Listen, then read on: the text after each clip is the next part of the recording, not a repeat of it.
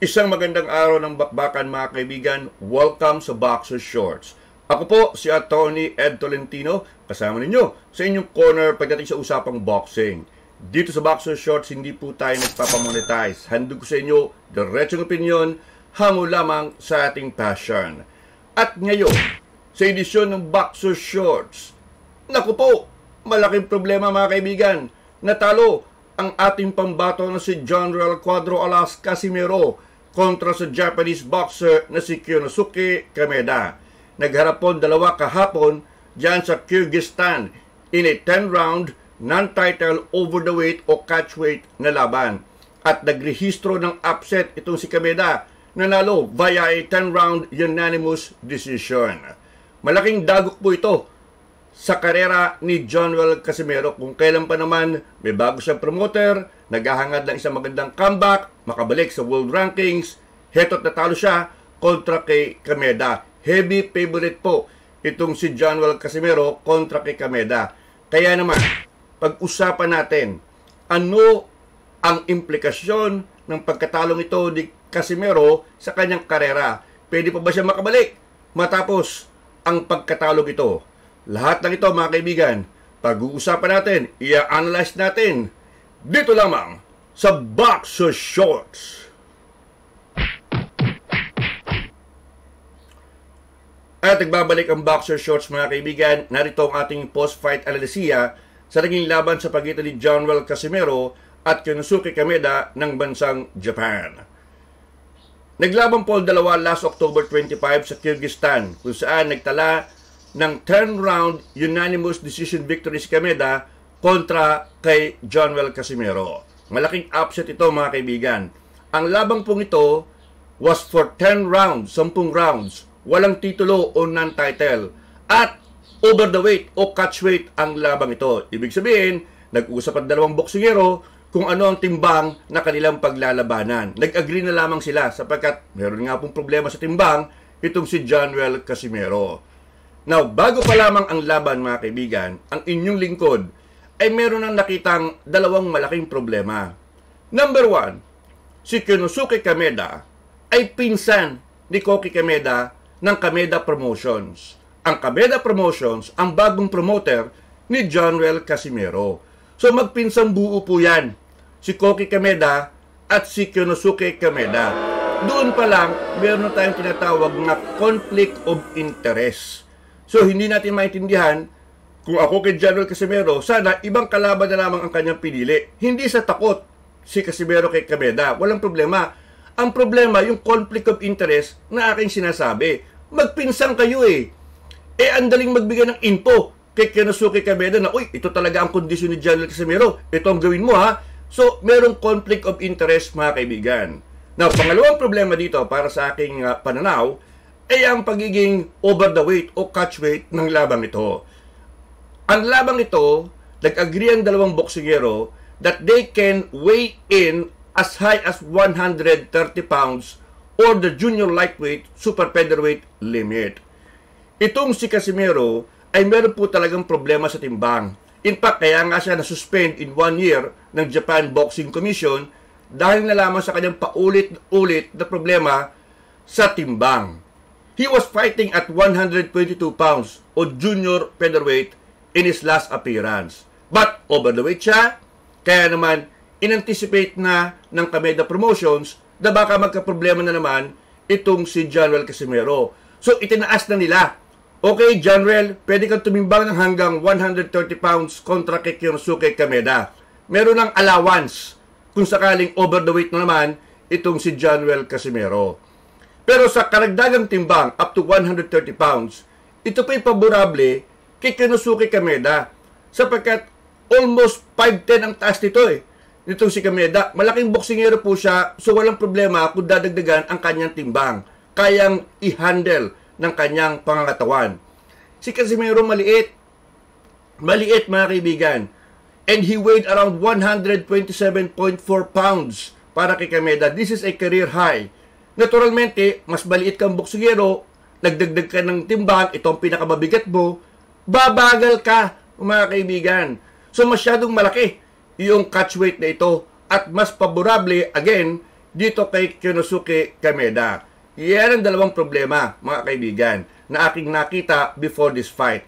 Sana hindi ganun kalaki ang catch weight. At sabi ko nga, sana pumili ng kalaban si Casimero na hindi ka mag-anak ng kanyang promoter. Ano? Sabi nga po natin, blood is thicker than water. Or in this case, blood is thicker than the glove. May conflict of interest na maliwanag. Now, let's go to the actual fight, mga kaibigan. As expected, naging suntok layo, defensive ang laro ni Kameda kontra kay Casimero. Alam niyang isang taong hindi lumalaban, alam niyang mabigat si Casimero, career high, at maliit. So, nandun na ang paborable na factors para kay Kameda. Pero alam nyo itong si Kameda, mga kaibigan, parang may inside info, ano? Kasi bakit ko nasabi yan? Unang-una, iba po ang estilo ni Kameda before this fight. Si Kameda was known as an aggressive boxer. Lumalaban yan, pumapasok yan. Hindi po takot makipagsabayan yan. Nakipagsabayan nga yan kay Luis Neri, isang kilalang knockout puncher ng Mexico. Nakipagsabayan yan kay David Alan Picasso ng Mexico sa kanyang huling laban. Bagamat talo siya doon sa dalawang laban na iyon, knockout kay Neri at napuntusan ni Picasso, very aggressive ang style na ipinakita ni Kameda sa mga nasabing laban. Pero tingnan ninyo sa laban kay Casimero, binago, nag-iba ang kamada ni Kameda sapagkat defensive siya sa laban ito. Suntok layo, tila baga pinipilit na pagurin itong si Johnwell Casimero. Siyempre, si Casimero, sabi ko nga, again, mabigat siya, maliit siya, disadvantage siya sa additional weight. Mas favorable dito kay Kameda na hindi nahirapang gumalaw sapagkat napakalaki niyang boksero, okay lang ang extra weight.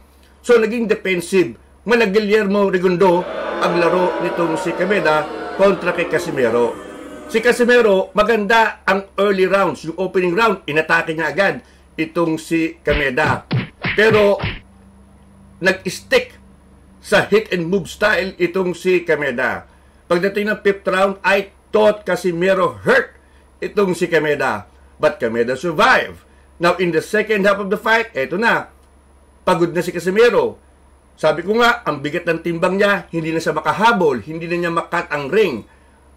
At eto nga, kumakaunter na si Kameda. Naputukan pa sa kanyang mata itong si Casimero at naging karagdagang problema.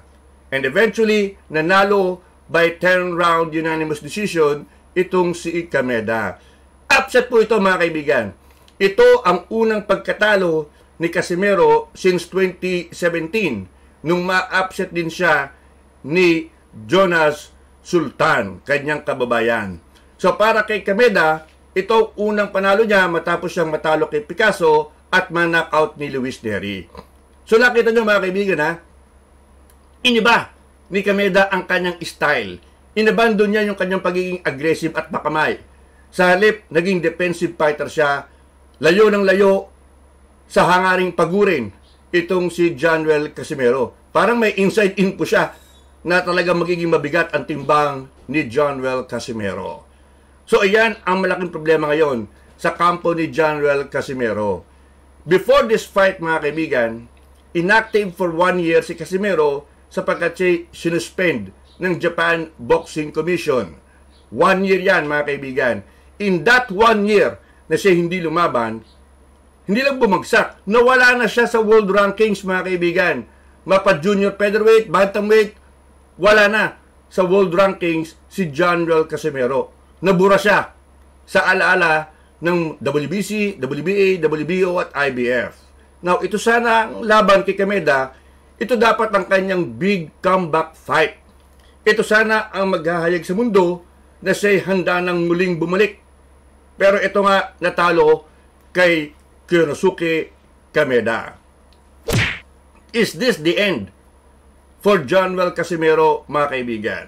Is this, ika nga'y sinasabi nating the nail on the coffin? Para sa akin, pwede pa rin makabalik si Johnwell Casimero. But my God, kailangan niya ng drastic changes talaga. Hindi na pwede yung mga over the weight. Maglagay tayo ng maximum na timbang. Kung ikay 122 pounds, fight at 122. Hindi pa pwedeng ang laban natin over the weight. Pwede akong tumimbang ng mabigat sapagkat hindi paborable sa kanya ang mabigat na timbang. Maliit lamang na boksingero si Jonrel Casimero. If he is fighting at 122 pounds, then he should try to meet the weight. Nagulangan na sa ni Kameda Si Kameda, mas paborable sa kanya ang extra weight. Kaya no problem na pumayag sa isang catch weight.